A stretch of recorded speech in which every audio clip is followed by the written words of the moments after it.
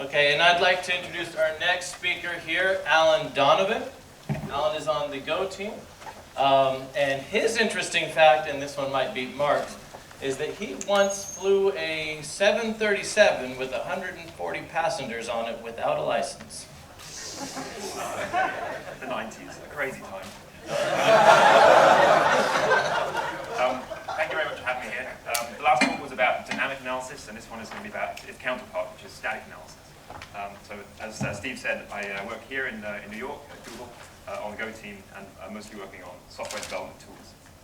So in Go 1.5, the standard library got a new package called Go Types, which is a type checker. I'm going to show you today what this package, what it is, what it does, some of the tools that use it, and how you may be able to use it for your own projects. So this package has had a long history. It was created in 2011 originally by Robert Griesemer, who is one of the architects of Go. And it's been a complex project. It's moved around a lot. Most recently, it was in the external tools repository, and just as of this August, it's become part of the standard library. And you'll see some of the reasons why it's a complicated piece of software. So the next, sorry, the slides are slightly stuck. There we go. Okay, so this slide here, I'm showing you this go list command iterates over all these stud packages. So this is stud means all packages in the standard library. And for each one, it prints the import path and the set of Go source files and the production code of that package. And then for each of these packages, we change to that directory, and my $1 laser is broken, and find the word count or the line count of all of those source files. And so we rank them using sort, and we find that the Go types package is actually the second largest package in the standard library by lines of code. So it's a complicated beast. And this similar command loops again over all the packages of the standard library. Thank you. Loops over all the packages of the standard library. This time it runs the GoDoc command line tool, which prints the package level documentation. And we grep out all of the package level declarations of types, functions, variables, and constants, and then count them. And again, we find that GoTypes ranks here very high on the list of standard library packages. So not only is it a complicated implementation, but it has a very large API surface area. And this doesn't even include methods. So on this slide, I'm trying to show you how the type checker, this package here, relates to various other ones that are important. Starting at the bottom, we have the parser, which is really a group of 4 packages from the standard library. The token package defines the lexical tokens of Go. The scanner takes a stream of bytes and breaks it up into those tokens. The AST defines the data types of the abstract syntax of Go, the syntax trees. And the parser takes a stream of tokens and builds those trees. So you can think of this really as one entity, and this has been in the standard library for quite some time. The GoFunc tool, which I hope all of you use every time you save an editor buffer, it's awesome, doesn't need to know anything about the types of a program, it just needs to know about the syntax. And once it can read the syntax and pretty print it back out again, you have GoFunc. So this sits low down in this hierarchy of complexity. The type checker sits atop the parser and is able to answer deeper questions about the meaning of a program, like what is the type of each expression. And so it's needed by various tools that need more information about a program.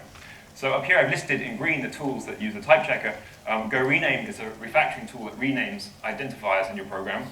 EG is another refactoring tool that you give it an example of a piece of code before and an example of a piece of code after. And for certain kinds of transformations, it can just apply this search and replace in your code base. The GoMove package tool by Michael Matlu, who's here today, is another tool that can rename a Go package or move it from one place to another and rename all references to it so the program still compiles. There are 2 tools here, GoLint, which is a style checker for Go programs by David Simons, and GoVet, which is a tool that looks for certain kinds of patterns which are usually indicative of bugs. On the left here, there are 2 packages, SSA and Pointer, which do increasingly sophisticated kinds of analysis of Go programs. So the SSA package provides a compiler-like intermediate representation of a program, and the pointer analysis package can answer deep questions like what variables might this pointer point to, or which channels send and receive to each other, or which send statements correspond to which receive statements. And on top of that, we have 2 tools for navigating and understanding your code base. So the GoDoc tool, which you're probably familiar with, displays documentation about your programs.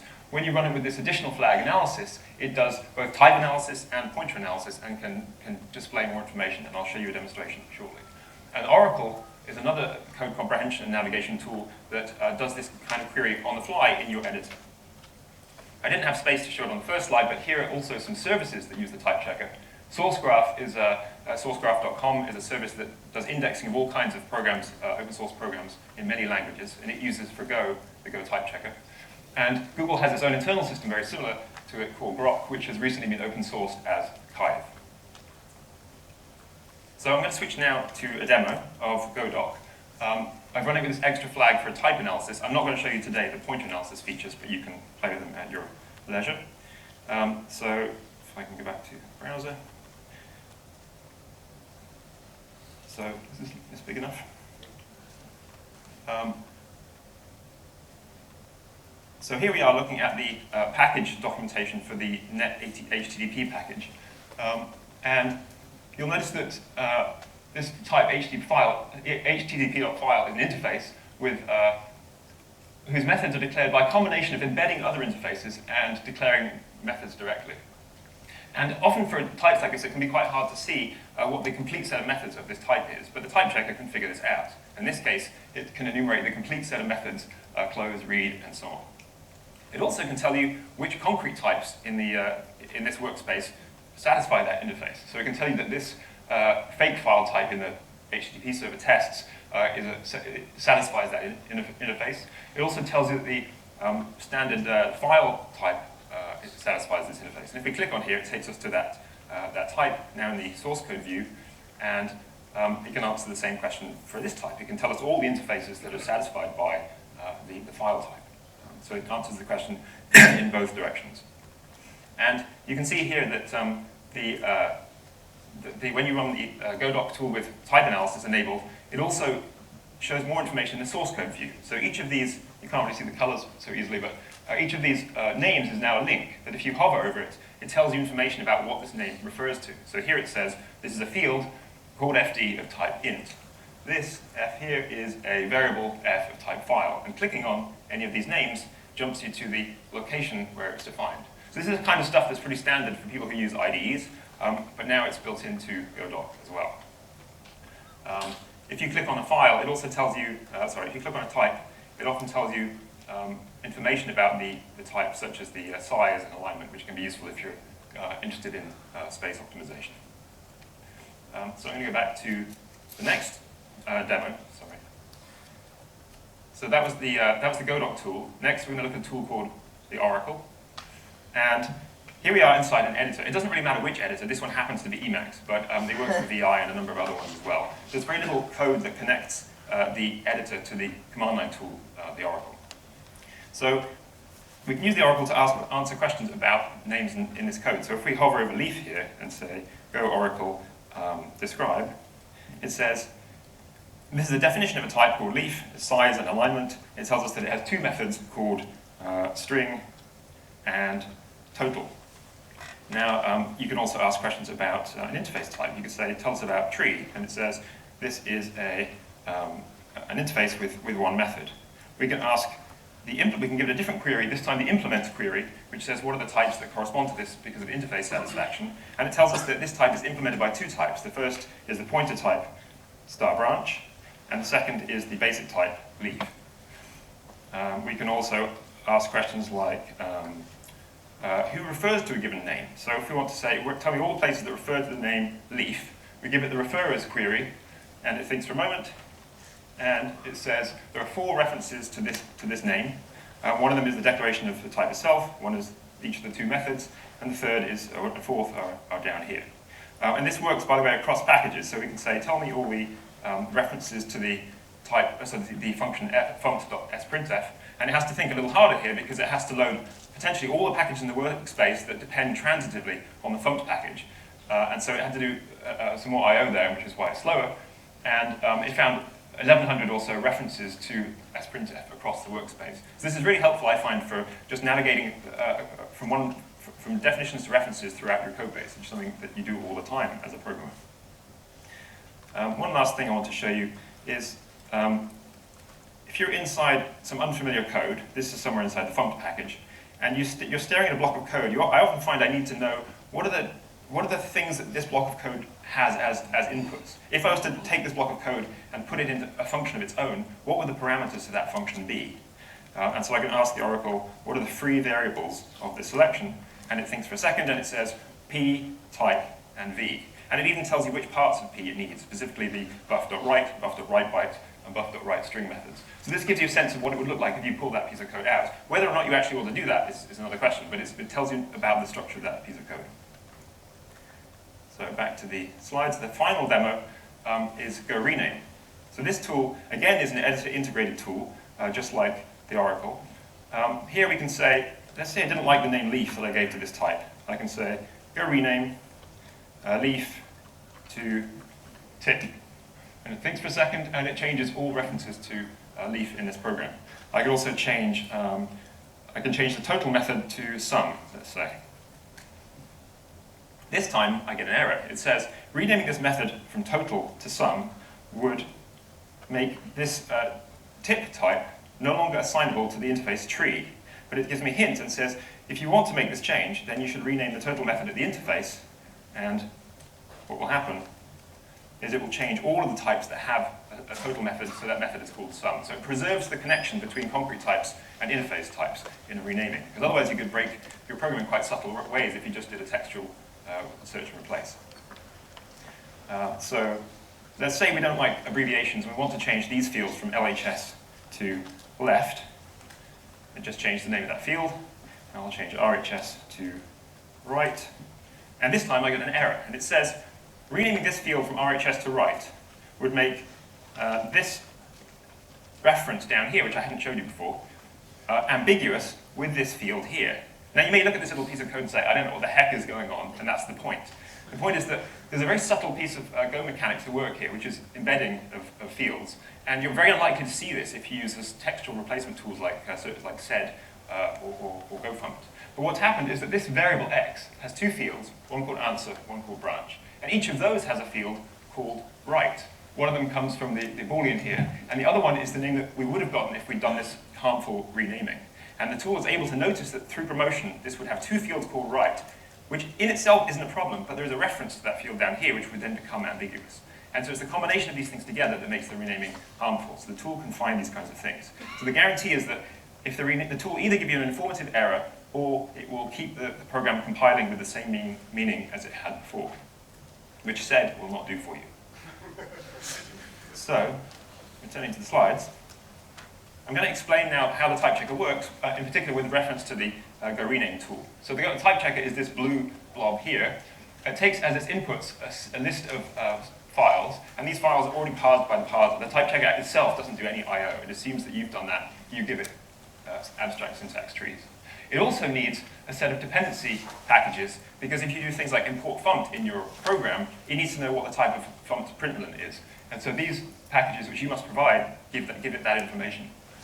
The output of Go types is, well, three kinds of output. The first is compile errors. If there are any type errors in your program, the type checker will report them, just like a compiler would.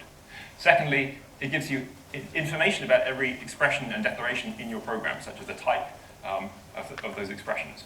And finally, it gives you a new package that's been type checked. So this dependency information can come from two sources. The first place it can come from is from the output of a compiler. So when you run the compiler, GC or GCC, it dumps .a files inside your package tree. And those files contain enough information for the type checker to use that to get information about declarations. Or you can just run this process in a cycle. So you can start with the low-level packages, type check the source code, and then feed them in a cycle like this. And there's another library in the tools repository called GoLoader that does this. So you can load an entire program from source code, even running CGO as needed. So we're going to go inside that blue box now, and it really consists of three apparently discrete steps. The first is name resolution. So name resolution is the job of saying, for every name in the program, what declaration does it refer to? So here, x refers to the variable. The second step is type deduction. This is the one you think of when you think of a type checker. And this is the job of saying, what is the type of a variable here like x? You have to do some thinking to analyze an expression like that. The third is constant evaluation. So constants are expressions whose value is known to the compiler, guaranteed to be known to the compiler. And the type checker's job is to figure out that this is a 1024. And it seems that these 3 steps have a natural order. You have to do name resolution first, because you can't make sense of a type like byte star bytes dot buffer unless you know what bytes refers to and unless you know what buffer refers to.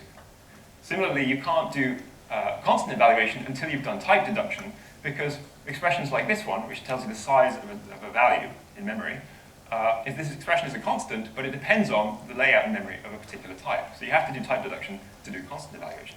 But in fact, these steps can't be separated.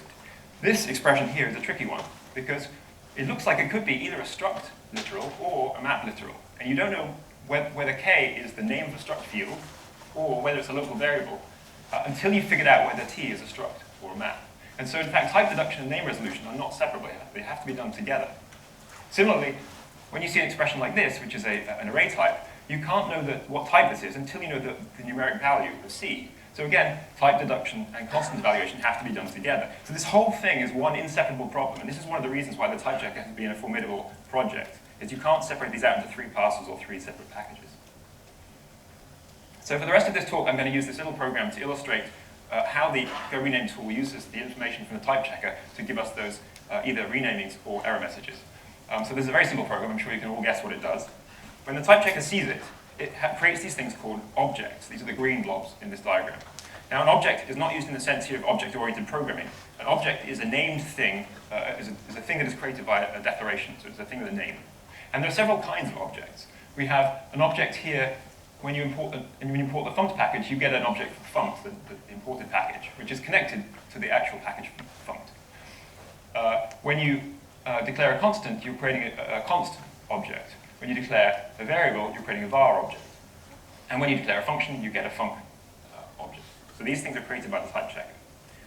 The type checker gives us also 2 mappings. The first is called definitions. And the definitions mapping maps each identifier in the program to the object that it declares. So that's pretty straightforward. It gives us also a second mapping called uses. And uses maps the other identifiers, the ones that don't declare something but actually use something. It maps them to the objects that they refer to. So from this structure, you can start to see how we might do a renaming. And by the way, these uses references can cross packages. So funct is a reference to the local package name for funct, and printf is a reference to this func object in a different package. So now let's look at a simple renaming of this declaration format. So the way the tool works is it just starts with either the 2 names. You remember we designated a name in our editor, and it follows the arrow forward to find the object that it refers to, and then it follows all the arrows simultaneously back to find the set of other references to the same object, and then it just textually changes all of those things. So this was a simple case where both of those were renamed. But what if we chose a name like main for this constant? Now we have a conflict, and if we made that change, we would have a compile error. So the problem here is that we have 2 declarations of things called main at the same level. So I'm going to call this a same level conflict. Now, when you write a program, conceptually you're actually building a nested set of these things called lexical blocks. And there's several of them. You can't see them, but I've tried to indicate them with these blue rectangles. The broadest one of all is called the universe block. And this is the one which contains the declarations of things like append, len, and int, and true and false, and nil. So it's the universal pre-declared names. Then, of course, there's a block for each package, and there are 2 packages here. One is our main program, or my package, and the other is the format package. And so these blue boxes are containers for declarations. Then we have one for the file, and there's only a single file in this program. And then within the file, you have blocks for each function, and then within the function, you have an endless set of local blocks. So you have one for each for loop, or if statement, or select statement, and even every time you use a pair of curly braces, you get another one. So every declaration lives inside one of these lexical blocks. And because they're nested, they form a hierarchy or a tree, and we can show that tree here. It's called the tree of lexical blocks, or the scope tree. Scope is the name used by the type checker. It's not really a correct name, but it's the name that we use in the code. So now you can see each object is associated with the block to which it belongs. And it's from this tree that we get the information that can answer our questions about conflicts. So we can see that when we tried to rename format to main, we would get a conflict because there are now 2 mains declared at the same level in this tree. What about a more complex case? So here we've tried to rename format to I. And now there's no other declaration of I at this level, but if we made that change, we would cause a compile error. Because down here, this thing is no longer a string. And the reason for that is that we've broken the connection between this inner I and the inner format and the outer format, because there's an intervening declaration here of something using the name I. And what we should notice is that this reference appears inside the innermost block here, inside the coda gratis, inside the loop. So this reference to I starts down here, or to format originally, starts here and refers way up here, but in the middle there was this declaration of a variable called I, and it's the fact that you're hopping over a declaration tells us that there's a conflict. And from this tree, we can generate a good error message. So for example, we would say, renaming this declaration format to I would cause this reference down here to become shadowed by this intervening declaration of I. And by the way, we keep very precise source information about every declaration and piece of syntax so that the compiler, the tool's error messages also have very good line number information. And that same position information is used for doing surgery on the files when we proceed with the renaming. The thing we had before was called a down-level conflict because the reference came from below the declaration. And there's a similar problem in reverse called an up-level conflict, which is where this time we've tried to rename the inner variable I to format, and we've broken the connection between these two variables, these two identifiers to the same object here. And so if we did this renaming, we again would get an error. And we can use the scope tree again to answer these questions and to give us a good error message. So this time it would say that renaming I here to format would shadow this reference here because of this enclosing, it would shadow this reference to this enclosing declaration. So I hope this has given you a sense of some of the structures that the type checker uses and some of the things that you can do with the type checker if you want to modify programs or check properties of programs. I haven't showed many other parts of the rename tool. For example, when you have a method selection, x.f, there's a very similar set of conflicts are possible there, both same level, up level, and down level conflicts. And the data structures provided by the type checker give you all the information you need to check for those conflicts, but I won't go into more details. So I hope this has given you a sense of what the type checker can do. You can find it in the standard library. I'm going to publish a tutorial. I was hoping to have it ready today, but it'll be by Monday, I think. And that's all I have to say. Thank you very much.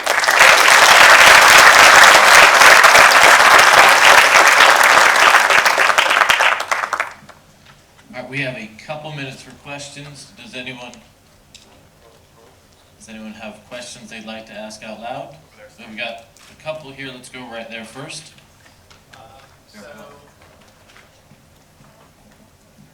So given all of the tools that are already been built with Go types, are there any tools that you'd like which had been built already?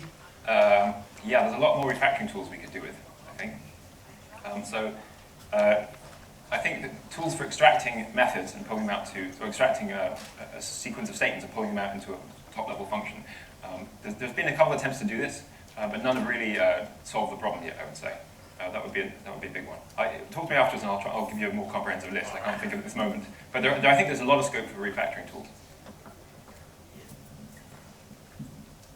This might be a convoluted example, but say if you imported a package and they had changed the name of a function, breaking change, would we be able to use this tool to rename references the old name of the function to the new name by knowing that only variables of that type need to be updated? So if I had renamed funct as printf, yeah. Are you asking would it have changed all the references across the workspace? Well, the answer is yes, it would have done. Well, yeah, in that workspace, but if I had used it in my code, if I was importing a package and now that I updated that package that was imported, obviously when they changed it, they didn't update my code. How would I? I see. So you're asking if there are packages that aren't in your workspace at the moment Right. of the renaming, is there any way to indicate that next time you get that package, you should also rename Right. part of it? There isn't support for that right now. I think this a little bit relates to the the Go fix tool, which was a tool used in earlier releases of Go to make sure that when we made changes to the standard library API, we also provided a tool that could fix up the damage it would cause to existing clients. And we don't really have an analog of that for renaming, but that's an interesting project if somebody wanted to take it on. Okay. I would say, I think generally, when I think this also gets back to the idea of vendoring and versioning of packages. That when you release a new version, it would be nice if there was a convention that the person releasing a new version could provide either Go fix commands or any sort of script that allows existing uses of the old version to convert to the new one when that's possible. Right? When it can be automated, it'd be great if that's something that could be provided. And a tool suite like the one Alan's describing might make that possible. There may be, perhaps there's some way to do a semantic diff between old and new versions to automate that generation. There's a lot we can think about doing. Okay, I think that's all the time we have for questions. Thank you, Alvin. Alvin? Alvin.